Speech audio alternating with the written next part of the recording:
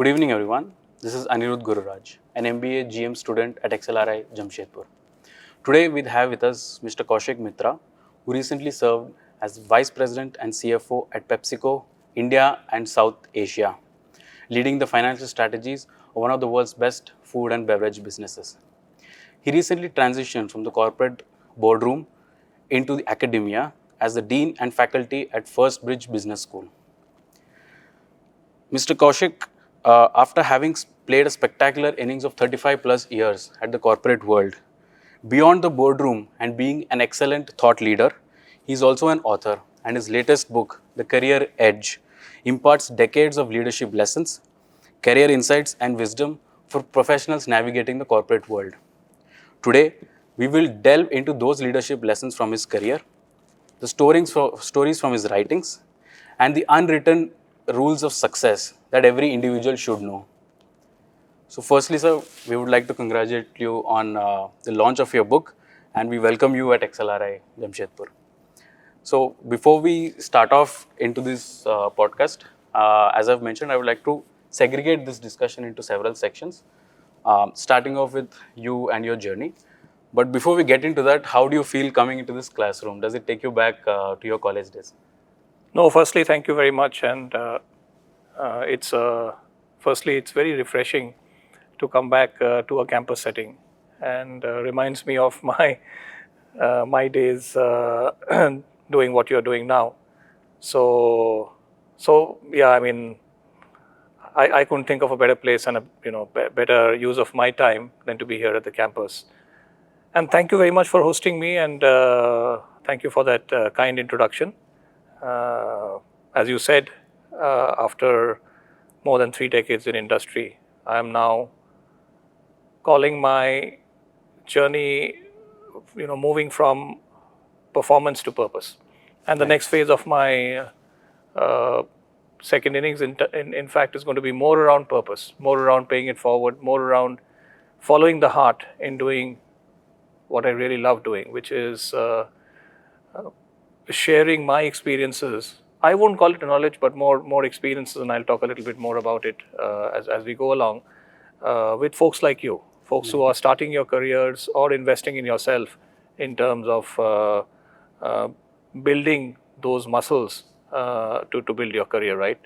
So I'm very excited to be here, and a fantastic campus. I was at the campus in Delhi, Right. but not to Jamshedpur. Wonderful to be here. Thank you very much for having me. Right, sir. Thanks a lot.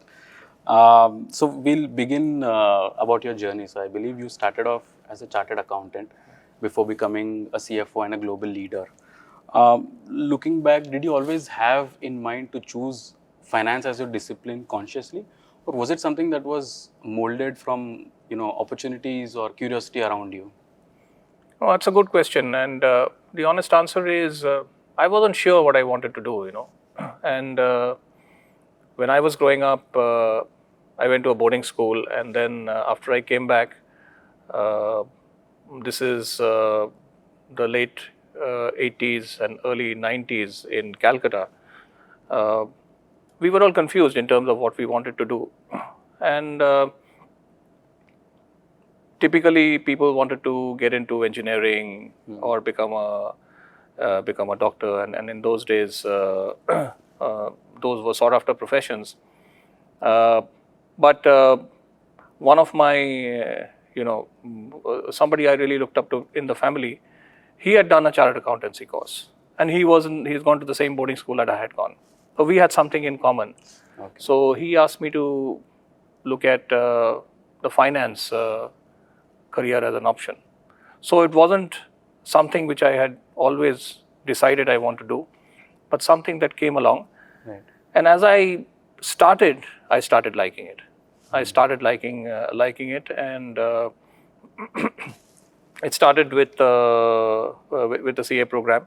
And then what really I love about the finance career is the ability to connect the dots in an organization, connects the dots in a business, and create shareholder value. Right. And it's a career which is not for the faint-hearted. I won't advise it to everybody, because imagine in an organizational setting, what decision can be taken which does not involve money Right. or does not involve some aspect of finance? Zero. So therefore, you are on the stage, in the spotlight, in all those meetings. You have a seat on the table, but you have to be present. So it really needs you to bring your head, heart, and hand to the job every day. And as I said, you have to really, you love it or you hate it. There's no place in the middle. I fell in love with it, so I have gone the long distance. But as I said again, now is my turn to share some of my learnings and pay it forward to folks like you. Right. Makes sense. And your love for the subject also shows through your contributions that you've had all these years. So what I wanted to understand more is you have had you worked across multiple with multiple groups like GE or Tata Group or Reckitt or Suntory, and if you had to identify one or two moments that fundamentally changed the way you thought about leadership, what would they be when you worked across all these groups? Look, I'll talk about two, and so the first one was, I think after 15 years, I got my first job outside the country with PepsiCo. I spent the last 24 years with PepsiCo, and this was in Dubai. This was strategy and planning for a sector which was everything other than the US and Europe. So it straddled pretty much from China to Africa. And I was given a team which was somebody from Lebanon, somebody from Turkey, somebody from Guatemala, somebody from China, somebody from the Middle East, somebody from the UK, somebody from Turkey, but no Indians. And all this while I had only worked in India. Okay. So I struggled big time. For the first 6 months, I just couldn't get things done. And I wanted people to stay late, work the weekends. Nobody wanted to do that. I liked giving instructions on the phone. People like nice emails. I'm not a very planful person, so things came ad hoc. Great ideas, but very ad hoc. So I struggled, and the team also struggled. And as you can imagine, this is like an externally reported sector, and this job was very, very important to the function and to the sector. And after 6 months, I was really feeling that, I probably will have to quit. So I had hit a bottom. And then as it happens, it strikes you at those moments in life when you think everything is falling apart. I was looking at the problem from an external point of view. I wanted everybody to adapt to my style. Right. Whereas the real solution was in me understanding the needs of different stakeholders in my team and adapting my style to them. Right. So the problem was in my own head. And as soon as I started acting on that insight, the magic happened. The Chinese guy always had great ideas, but culturally they are very quiet. The Colombian person keeps talking. So I had to really say, okay, thank you. I've heard you. Now let Andrew speak. And he came up with these great ideas. My Turkish colleague said, please give, in the first focal point discussion, don't keep giving instructions on the phone. That confuses me. Why don't you put it down on an email? I started giving instructions on an email. And I realized it also helped me organize my thoughts. Right. So it's different strokes for different folks. But the moral of the story is, how do you handle and lead a diverse team? That lesson I learned so powerfully. And I was really almost down and out when that realization came. I can't tell you how beautiful it is to lead and work in diverse teams. I think the best leadership, management, and team outputs come when you have a diverse team. The worst teams are teams which are super homogeneous. Everybody thinks like the leader, or everybody is saying yes to everything, right? Those are the worst teams, right? Different perspectives make things and decisions much more well thought through, much more rounded. You look at all possible angles and you get it right the first time. So that's the first one, and that taught me adaptability. One of the most important lessons. I've covered a chapter on adaptability in my book. The second one, again, I learned outside India. So I went to Vietnam. As you can imagine, a very, very different country. Right. In fact, first time my boss called me on the phone and said, there's a great role in Vietnam. You have to work as a CFO for a joint venture we have with a Japanese group called Suntory. Yeah. And the first thing I did, I called my wife and say, we are going to Vietnam. And she said, I hope you turn down the offer. But I landed up in Vietnam, Ho Chi Minh City. First 10 days, we had a major crisis. The systems crashed, and the head of IT, information technology, used to report into the CFO's office, came up to me and said, "Boss, the systems are down. So what do we do about it?" And I told him, "Look, I'm not the IT expert. You're the IT head," and he's a local Vietnamese person. He said, "Sorry, you're the smart guy from India. This has never happened before. You tell me what to do." And I felt like a deer caught in the headlights of a car approaching, and I just froze. And I looked up at the sky, and I was praying, literally saying, "Why the hell is this happening to me now? Why couldn't it happen, 10 days before I came?" Right? And my family hadn't moved. Right. I was emotionally not stable in such a new place, right? Then my boss came and said, "Hey, you're sitting on your chair. Why don't you fix things? Because sales have stopped and manufacturing has stopped. You better do something about it," right? So I stayed in that frozen moment feeling like a victim, I would say, for at least 2-3 days. And then I'm not a very early person, but I couldn't sleep for a couple of days. So I used to get up very early, grab my coffee, and then come to office. And then I was looking out, and then again something, struck me. If I don't do anything about it, nothing is going to be done. Right. And that moment really woke me up to some action. And I called a few people outside the company, and you have some senior people who I knew, and they said, "Guess what? Our systems are also down." And I don't know whether you've read Dale Carnegie's book, "I'm Okay, You're Okay." Right. The worst human situation is I am not okay, everybody else is okay. The acceptable situation is I'm not okay, you're also not okay. So I moved from I'm not okay and everybody else is okay to the second worst situation, right? That gave me courage and said, "Oh, okay, fine. Let's that's good. I'm not the only one. Let's try and do something about it." And then I'm going to it also. I mentioned it in adversity. Yeah, absolutely. Comfort in shared adversity. Comfort in shared adversity, right? It's true. It is so true. Like it or not, my HR colleagues will not like it, but that's who we are. We all come from animals, right? We want. So then I realized it's a competitive advantage. If I can get it up faster than others, then we can move things up, right? And I'm not going to share what happened after that. But the moral of the story is what happens in your head when the chips are down? What happens in your head when you fail? What happens in your head when something bad you think is happening? Right. And in life, I think both personal and professional, if you are able to move from the victim stage, because we'll all feel like victims first, to what I call the karna kya hai stage. Right. The faster we move, the better it is for us. And it's almost like you have a competitive advantage. When these kind of situations happen, who moves fast? Who takes action fast, right? And life has dealt me so many of those moments. I can tell you, you will too. I mean, you will fail too. It's not about the failure. It's not about the falling down. What happens in your head when you're falling, right? And we are all humans. It's easier said than done. I can talk about it with so many years behind me.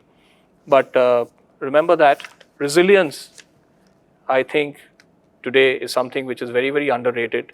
But in the world that we live in and the world that is changing so fast, resilience is more important than brilliance. And in India, we overarch on our emphasis on brilliance.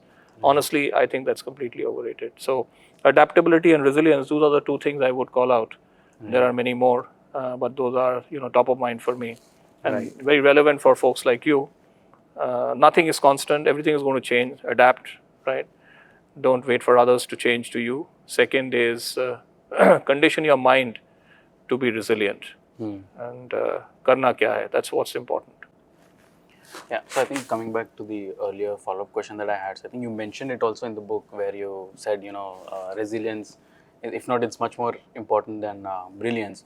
But while, climbing the corporate ladder, once people progress to the professional journey, what do leadership value more? Is it someone who can deliver, or is it someone who can get hit and keep moving forward? So what comes as a priority to leadership? This is a question. I'll put it now more in CFO terms or in senior management terms. If I ask you what is more important, top line or bottom line, this is a question like that, and the answer between the top line and the bottom line question is, sorry, it's not a either or. It is not a choice between the two.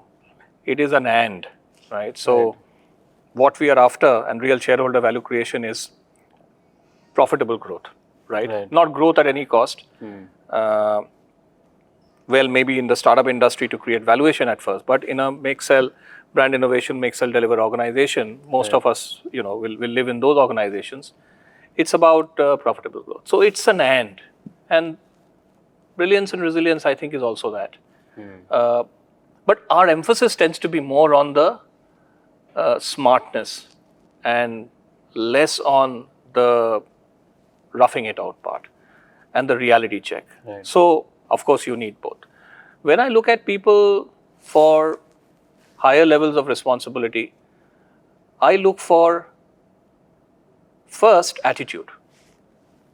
And what I mean by attitude is, has the person done different things? Has the person gone out of the comfort zone to challenge himself or herself? Has the person failed? Does the person have a learning agile mind? Or is the person more just focused on staying in a particular, let's say, core competence and excelling at that? I prefer people who take chances. I prefer people who have the confidence to do different things, fail, learn from it. It's like innovation. 3 to 4 out of 5 innovations fail. We know that, right? But you ask any R&D person, they are, so hung up about or marketing, right? About the product that they have created and put out. It takes somebody to go and talk to the retailer and find out, hey, this is really not working. Why don't we pull the plug on this and get on to something else? No, let's spend some more marketing. The campaign may not be working, right? We need more marketing money, right? Defensive. So it's I think people with that fail fast mindset and agility and that learning agility is, I think, of prime importance because of the VUCA world that we live in. If we were in a very, very contained and steady state environment, then of course we can keep focusing on brilliance and core competence. But I think what we need is that agility, which is the differentiator, right? And so I'm not shortchanging brilliance here. Of course, it's important. But you know what? You will realize that in corporate life, pretty much it's like everybody gets to a certain lowest common denominator in terms of, let's say, academics and things like that, right? That doesn't matter beyond the point. What matters is leadership. And there is the other element which matters, which is about people. And leading people has got nothing to do with intelligence. That's something very, very different, right? As I said, you need to align your head, heart and hand to be successful. The head and the hand have to come because without that you cannot survive. But it's the heart which makes the difference. I will talk a little bit more about that. Sorry, I don't know whether I answered your question. Yes, I understood. That answered the question. So now we'd like to move into elements from the book that really caught my attention. I think some of those things that I would like to discuss on, there were multiple things, but a few things that really caught my attention was the 90-day rule that you talked about. When you enter a new organization or a new environment, my question was, how can young managers balance the need to accommodate the new environment, while at the same time they also have a lot of pressure from the management in order to deliver. Not everyone gets those 90 days. Maybe some might take much longer. So how can young managers therefore balance it out? Accommodating, the new work culture, the new style, at the same time maintaining or balancing the pressure from the management. Yeah. I'll tell you, when I first joined PepsiCo, My hiring manager told me, we've got a fantastic organization, great and all that stuff, things are going to be great. And I land up and I see that there's no team. I got to start from scratch. So forget about handover and what happened. Show me the file, etc. It's like day one, you start in the boiler room. So life is like that. Having said that, not every time it's going to be like that. So when you do get an opportunity to build the trust accounts with your stakeholders and spend time with your stakeholders, I would prefer one does that. Right. Because, and I would say that maybe at the junior levels, maybe when you're entering, when you are working yourself, because when we start our professional lives, the first part is more about individual performance and individual brilliance, right? How well you are doing depends a lot on really how you are performing yourself. When you come to middle management, it's about how you are working with people around you, right? Maybe your bosses, maybe you have a team, most importantly, peers. But when you get to senior level, it's nothing to do about you. In fact, you are like the football coach or the cricket coach who's standing outside the field, not even playing, right? Your team is playing. And without really playing the game yourself, how can you really get the best of what's happening in the field? My last decade has been more like that. So it's really about how do you channelize those energies with people. Part of it is influencing. Part of it is building trust. And I've talked a lot about trust in the book. Very, very, very important. And so in the first 90 days, of course, you've got to learn the job. But remember, we are not doing rocket science pretty much in organizations. We are not, NASA creating new stuff, or we are not in a R&D lab. Most of us, right? Most of us. So the intelligence part and the work part, wo to ho jayega. That will happen, right? Yeah, you need to churn out, if there is a lot of demand on work, I mean, we are smart enough to understand how to prioritize our time. But there is always time.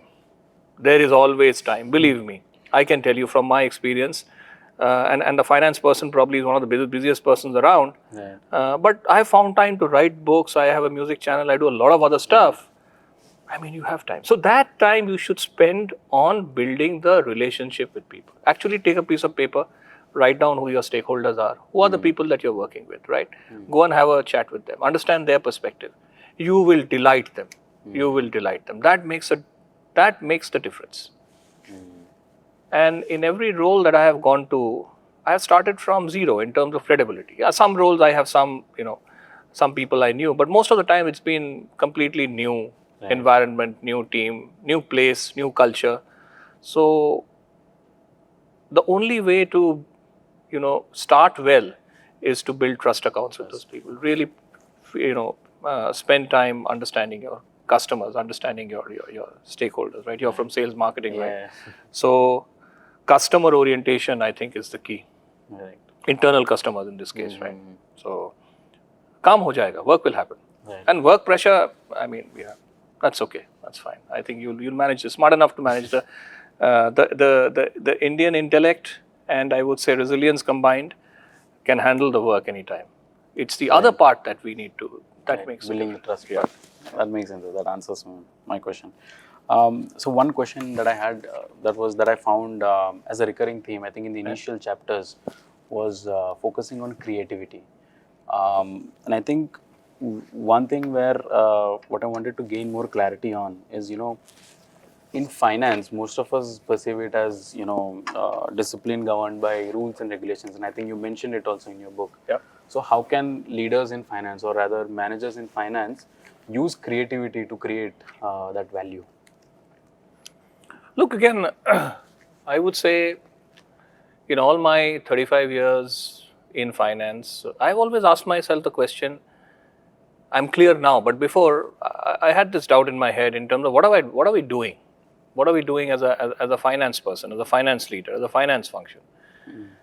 And the realization that I have come to is that in any business situation, in any decision that we are taking, unless the owner is sitting in the room, and typically the owner is not, because in most of our organization, ownership and management and what really happens in terms of the nuts and bolts of the business, those are very far away, right? Right.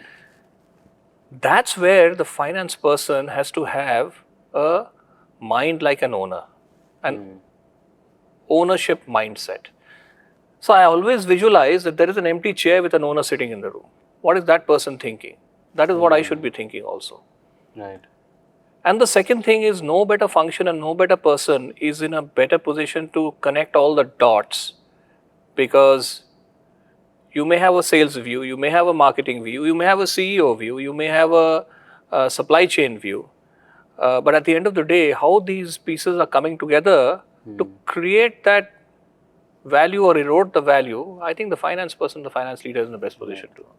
So I think it's a combination of having that owner's mind, and that has helped me all through my life.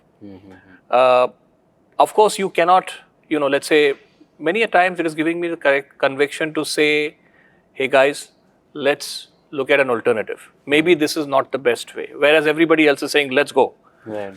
Right? And I keep reminding myself that no, it is my job with that ownership mindset as a custodian of value creation to point it out. Right? And so it's given me the courage also to raise my hand and challenge the common think, sometimes even the CEO, right? So, so finance, when you say creativity, I would say firstly, it's about having that courage of conviction to stand up and do what is right. And the second thing I think for finance professionals, what is very important is to be part of the solution. Because you will see, and this is what separates average finance people from great finance people, is you always can say that this cannot be done or this is not the right thing to do. Great. But I think the effective finance person will say, hey, there are two other ways which we can do this. And maybe these are better ways. And the reason I'm saying these are better ways is 1, 2, 3. Right. So you come with a solution. So that problem-solving, solution-oriented mindset, while challenging the status quo and thinking like an owner, that's really where finance can make a difference. It may not be creativity, but it's about coming out with those unique ideas and unique, of course, doing things the right way. That's very, very important. And there is the other thing which is paramount in our professional lives is values, ethics, and integrity, right? And that's the name on the door for a finance person and a CFO. We have to make sure that we do things the right way. Integrity is 100% or nothing, right? So within the guardrails of doing things the right way, I think finding solutions is the job of the finance person. So I call it the role of the CFO, and we'll talk about it a little later. It's like a navigator role. It's like a catalyst transformer role. Navigator is like sitting in the cockpit of the plane, understanding what is coming. Sometimes it could be headwinds, maybe it is taxes or it is inflation. Sometimes it could be positive things, right? How do you see that early on and then work internally, and you can connect the dots across all the functions, Right. and so that you are ahead of the curve, right? You got to be the catalyst in doing that. No other person or no other function, of course. I mean, the CEO always is got a ringside view, but I think with numbers, the CFO or the finance leader has a unique role to play there, right? So that I would say is where that innovation, creativity, challenging the status quo, that's very, very important. Right, sir. I think so. You mentioned in the same context, you also mentioned about creating unique solutions. Yeah. And something that I've personally resonated with is you personally doing those market visits on the ground. I think having a background of sales, my entire work revolved around meeting customers, clients, influencers, and therefore having to convince and understanding the customer behavior. And more often than not, we always observe that the customer reality is far away from the dashboard reality that we see. So would you say that, creating that value or creating the difference from a finance point of view also comes down to whether people in finance are also therefore going closer to the customer 100%. and therefore reaching closer to the customer? 100%. I mean, this is this separates again a CFO or a finance person who really understands the reality of what's happening in the business versus the theory part, right? And I have seen it's difficult. I won't call it difficult. It depends again on the mindset.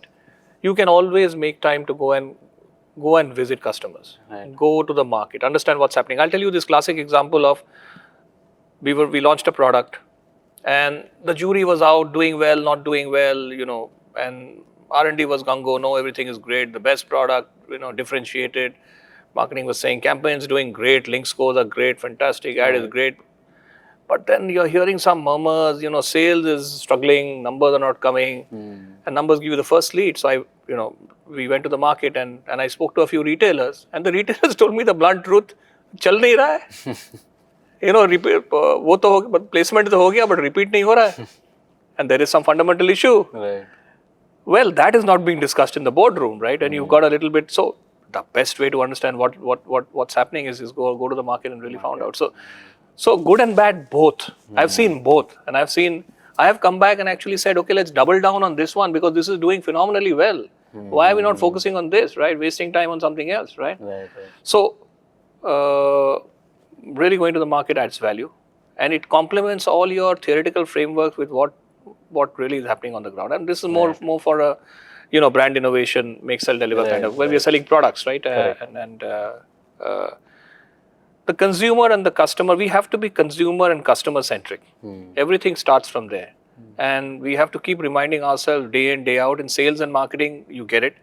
For people like finance, HR, other functions, even supply chain, for example, right? Supply chain thinks sales is the customer. No, not really that. You're not making just a product available for sales to sell, right? External customers, right? So the more everybody really connects with the external customer, the better the company is.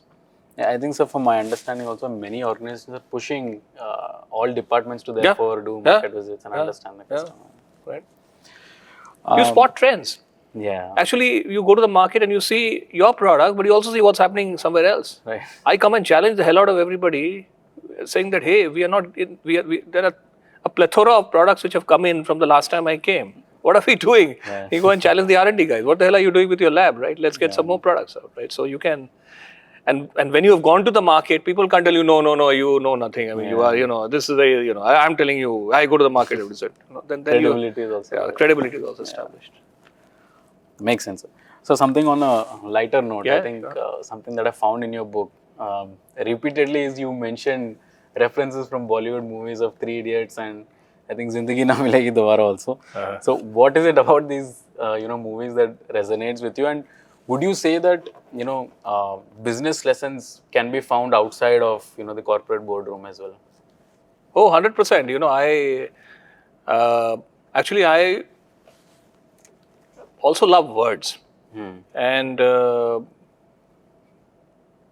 obviously I pursued a career juggling numbers, but, and that's why I took to writing fiction. So I've got 2 fiction novels also. So I like the creative process. I love, I'm a keen follower of the performing arts and movies. I think there are huge lessons to be taken from what really happens in life, right? So, one can draw parallels from not only movies, but even personal life, family life, right? So, and when applied to the corporate world, those are very, very powerful. This concept of resilience, the toughest challenges are not professional challenges. They are personal challenges, right? A health problem of somebody who is very close to you. Those are very tough ones. And I keep reminding myself, in a corporate setup, and I tell my team, and they also know this now, which is, when we have a difficult situation, I just calm things down by saying, hey guys, we are doing PowerPoint presentations, we're talking in a room. We are not an army general sending people to the battlefield knowing that some of them will not come back. We are not taking those serious decisions, right? So it's as simple as that, right? So let's just chill and focus on what problem in hand, right? It's not like a do or die situation. So both positives and negatives, and also inspiration comes from some inspiration movies. You know, my favorite movie is a movie called Invictus. I don't know whether you've seen it or you guys. If you haven't, I would strongly recommend. It's a movie about Nelson Mandela, but it's not about Mandela. It's about rugby as a sport and how it was leveraged to really galvanize a nation which is totally divided. Right. And that inspiration, it is so inspiring. You know, leadership is all about that. Right. How do you get the best out of folks who are down and out or who are divided completely? Not in textbooks. This comes from, you know, some powerful performing arts as well. And there are so many examples, right? Right. Don't get me talking about books and movies. So we'll But we'll definitely watch Invictus. I think that's one. I was going to ask you, what is the one movie that you will? Oh, sorry, I already answered that. There are many. I love, but that is a powerful lesson. Right.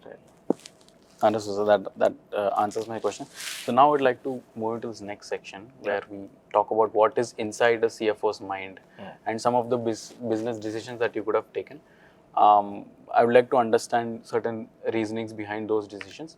So first, I think coming from, so I think you mentioned this also in your book, where there was an instance where you had to take that investment decision of either setting up the manufacturing plant or outsourcing it to a third-party manufacturer. And I think in my limited understanding also, most businesses would like to outsource it rather than own the complete asset.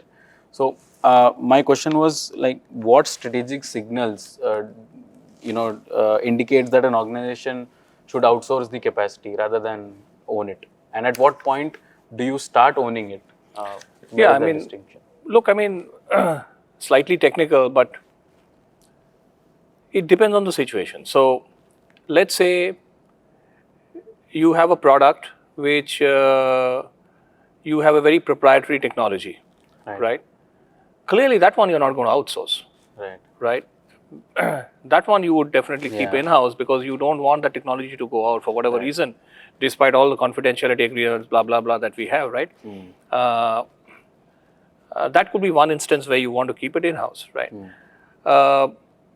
The normal thinking and rationale is a more, I would say, financial rationale, which is to say that, okay, if I set up a new, it is really, let's say, in our case where you are distributing products across the country, we want to go closer to where the market is, right?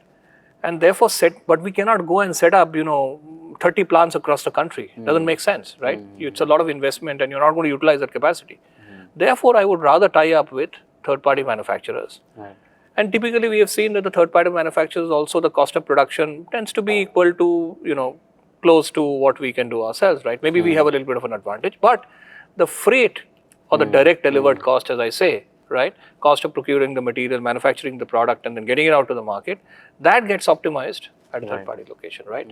So typically, that's how these decisions are taken. But there are cases where either for proprietary reasons or for real, let's say, strategic market share position point of view, you want to hold it yourself. So it's depends on the situation, right? Depends on the situation. But largely, one would try and keep asset light, go variable, unless there is some other string attached. Right. I would prefer that, typically in my experience, rather than sinking your own. The risk also plays a factor. If you are getting into a country where the risk is very high, right? One would like to go with a partner rather than go and sink in your own investment. Unless you build enough confidence that you have what it takes to succeed, then you would go in, right? So you test the market first before you step in. Also, I think one of the important factors is to see whether it is scalable or not. Whether it's scalable, yeah. Makes sense, sir. See, the other strategy that you mentioned in your book is with regards to, I think it also falls under the 6 Ds of execution, the decentralization and delegation strategy. I think the examples that you gave were hair and Whole Foods, where they explain the power of delegation and decentralization. So I think in my experience also with working with distributors and channel partners, I think local decision making is always better Would you say, what I want to understand is how do leaders make that decision of either decentralizing decision making as opposed to centralizing at the HQ? Look, I mean, again, it depends on the business context. Typically, decentralization is the way to go. Typically, I'm talking about a global organization, right? It's think global, act local. Let's say let's take an example of a brand. Let's take McDonald's as a brand. Let's take Nike as a brand, right? I mean, how do they show up from a brand imagery point of view globally is the same. Is the same, right? But how the menu looks in South Africa or in the US or in India or in Southeast Asia, very different. Okay. So it is really that act local, think global, act local strategy from a brand innovation point of view, right? Innovation is very local, should be local. Innovation should not be really, imagine, a global organization just innovating how, let's say, the Western world works. In fact, it should be the other way around, actually. Right. There's lots to learn from what's happening in Asia rather than in the Western world, right? From an organization hierarchy, decision-making point of view, I am a very, very strong believer in the Japanese philosophy of Gemba. And I've worked with the Japanese. Their funda is very, very clear. It's Yatte Minare and Gemba. Yatte Minare basically means, it's loosely translated, just do it. It's like, you empower the field and it's okay to fail. It's okay to fail, right? And that's why their organizations tend to be very leanly mid-managed. There are no, let's say, it's the head office and it's the market. There are very few span breakers. There isn't too much of supervision in the middle, right? They tend to empower and they believe in Gemba. And that's where really the action is. So I'm a very, very strong believer. But in certain cases, in certain things like brand identity, like for example, shared service, back office, I've seen the other way around, where centralization is the best thing. There was 500 reports being churned out for the same KPIs by, 30 markets. Everybody with their own teams of finance people, planning people, those. And then you all realize that no, everybody is looking at, maybe they need 30 reports in a standard format. And therefore, I have this powerful concept of SSAEO, simplify, standardize, automate, eliminate, and outsource. And we just standardize those 50 reports, and somebody from a shared service center, capability center, churns out those reports and makes it available because the data is in the system anyway, right? That's a powerful example of where standardization can work, right? When it comes to markets, when it comes to consumer, when it comes to innovation, when it comes to brand identity, when it comes to, those, that's where you would defer to a local approach, right? Decentralization, right? Understood. So that makes sense. So one last question with regards to the technical aspect of this is, I think, one of the joint ventures, in fact, you mentioned this also, you were talking about it before this, the framework of assessing potential risk with potential growth with potential risk. And I think what I really wanted to understand is how did you go about this joint venture between Tata and PepsiCo? I think was that one of the byproduct of that framework that you mentioned? Look, this was slightly different. So this obviously, without getting into too much of detail, I mean, what we realized is that it wasn't strategic enough for both joint venture partners to be spending so much of time, management time, running a board, right? So it almost became like we were going through a ritual and a process, right? So that is what is core and what is non-core. Strategy is also deciding about what we will not do. Typically, we always think about strategy as what we need to do, right, to succeed, etc., etc. But strategy is also about making strategic choices about what not to do. Right. And what to do and what not to do changes with time, right? And also you need to course correct at the right time. So this was really a course correction that we wanted to do, and 10 years were done. and the JV was coming up for renewal, we just didn't want to let it go for another 10 years, just go through the motion. So Right. this was more around making a strategic choice of what we don't want to do, right? Right. Because resources and time is also a resource. Management time is also a very expensive resource. Is also limited and finite. You better put it behind what your strategic priorities are, right? So you can't do everything. Right, sir. Makes sense. So now I think we would like to move into a new section where I want to understand the relationship, I think, between a CEO and a CFO. And I think you mentioned this also in the book. There's an entire chapter on this. We even discussed the situation that you described earlier, where it is important to know when to pull the plug. And I think you mentioned a scenario where a product was not working out, and then you had to take a decision of pulling the plug. So let's imagine that there is a conflict between you and the CEO in terms of whether to continue this or not, and there arises a conflict between the two of you. So how, at a C-suite level, how do conflicts get resolved is what I wanted to understand. Look, I always prefer data to, provide the objective view on the situation that we have. Right. And data gets you to maybe 70%, 75%. Then there is the balance 20-25% where there could be views, depending on risk-taking appetite, depending on how optimistic a person is or how pessimistic a person is about the future. Right. Right?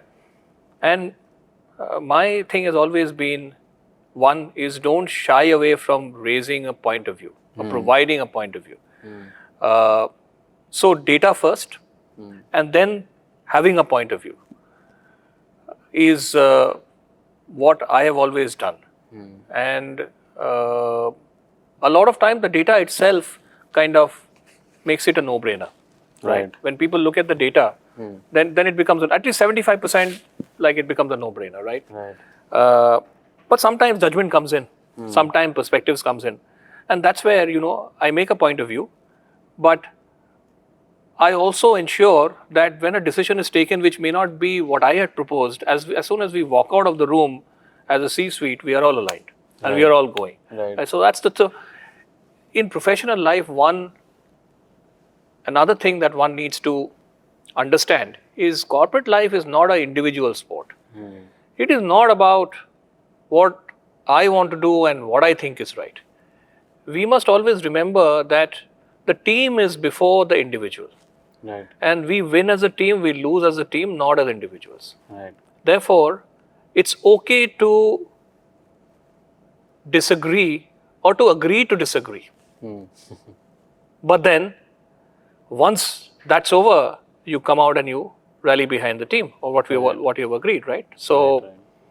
I've lost many a decision-making battle. Battle is probably not the right word, but you must have a point of view. Cannot be sitting on the fence. I think as C-suite professionals, we are paid to take decisions or make your point of view. I have seen sometimes, some instances, people tend to, unless they have all the data, they tend to be indecisive. I'm not in that camp. Because life is not about 100%. You'll never get 100% data. And sometimes you have to take decisions very, very quickly. You'll be 50-50, you have to take a decision, right? I'm all for the point of view of 50-50. You've got enough experience, enough judgment to be able to take a call. Make a call, take an opinion, have an opinion. You should do that. And let the consensus evolve. If it is not about what you had said, so be it, right? Right. So, agreeing to disagree is good. Team first always. Right. Right. No egos. There was this lovely concert. I don't know whether you saw this Netflix. I think was it Netflix? Must be Netflix. I think it was Netflix. I love music, so so there was this Netflix series where where they talked about. They actually showed how they made this "We Are the World." This is like that the Africa anthem, right? Yes, Africa. And so few people took the initiative, Michael Jackson and some of that. But how they brought all the the legends together, right, in one studio, and there was this one small note at the door of the studio, which said, "Leave your ego at the door." Right. So imagine those everybody like a star in their own right, but when they walked in to do something for a larger cause, they were all like kind of friends and all at the same platform, right? So no egos beyond a point. Yeah, makes sense. Sir.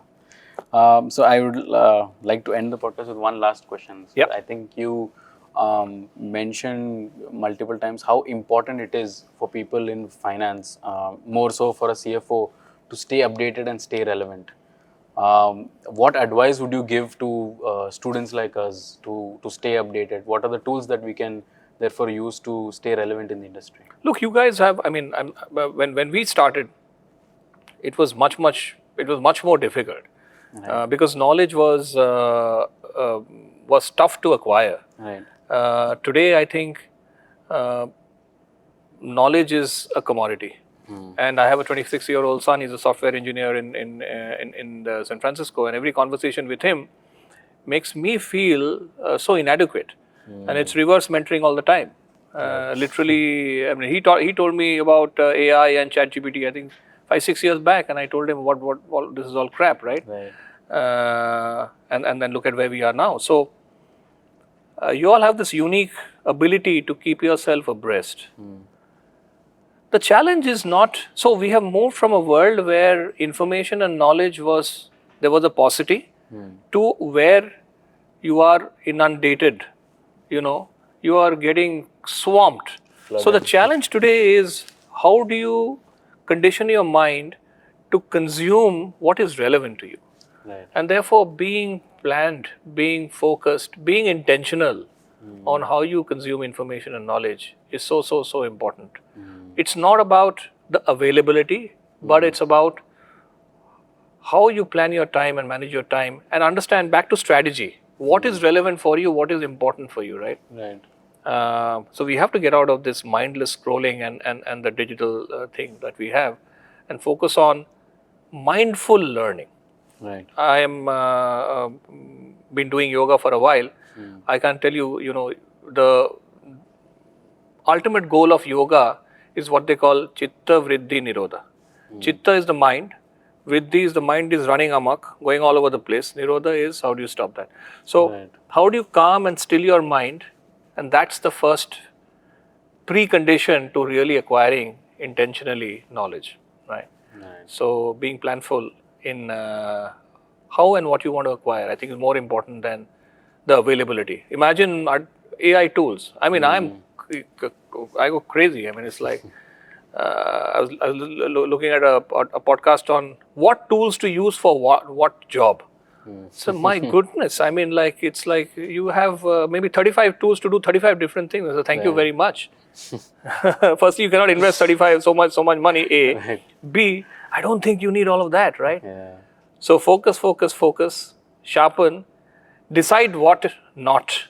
Right. I think today is more important than deciding what to Right. do. What not to do is, I think, more relevant, right? Right. So yeah. I think that's a very valid Condition point. your mind. Yeah, Condition your mind. Be planful. Be intentional about what you're after. And I think that will also be a differentiator for an individual, like whether he can decode what is necessary for him or her, Yeah. and rather than understanding what tool is necessary. Yeah. That makes sense. So I think we would like to end the podcast with this, sir. Thanks a lot. Any closing remarks from your side? No, thank you very much. Again, it's always a pleasure to come and talk to students. This book that I've written is meant to be, something that I wish somebody had told me when I was starting off.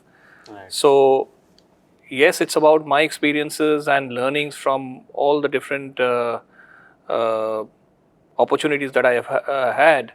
And I have learned mostly from people that I've worked with. I have learned mostly from circumstances that I have faced. But life is not a straight line. Right. My life hasn't been a straight line. And I have learned, I would say, more from failure. Those lessons have been more powerful for me. Right. And therefore, I would say that focus on, building character. And character is a function of what happens in difficult times. You will fail. I mean, all of you are looking at the podcast. All of you will fail. And there's nothing wrong in failing. It's about what happens in your head when that happens, right? So don't seek perfection, don't seek a linear career track. And it's about aligning head, heart, and hand, is the other thing that I would say. The head and the hand is what we focus on a lot, but the heart is very, very important. The heart is the one which really keeps you going the long distance. And agility, learning agility is so important today. Being a lifelong learner, the first chapter in my book is something called Soshin, which I learned. It's a Zen Buddhist term, which basically means having a beginner's mind. A mind like a child. Imagine how kids learn, right? Right. We become so full of baggage that we are hurting ourselves after a point in time. And you are not even relevant, 2 years down the line, basis the knowledge that you have today. Imagine the AI algorithms, right? Even those algorithms are becoming redundant. Correct. Correct. So we are all like that. We need 2.0, 3.0, 4.0. So unless you have a learning agile mind and zero ego, right? Learn to start from scratch. I'll give you a music example. I'm keen on music. So in school we had a band and all that. So I started as vocalist guitar. And then I decided, okay, why don't I learn other instruments? So I learned percussion. I started learning keyboard. And it's all about wanting to do something. And every time I learn a new thing, it is like zero. The first yards are the toughest yards. Right. And then you build from there, right? So don't feel bad about starting from scratch. Right. Life will teach you to start from scratch number of times. Resilience beats brilliance. Thank you. Right, sir. I think we ended on the right note as well.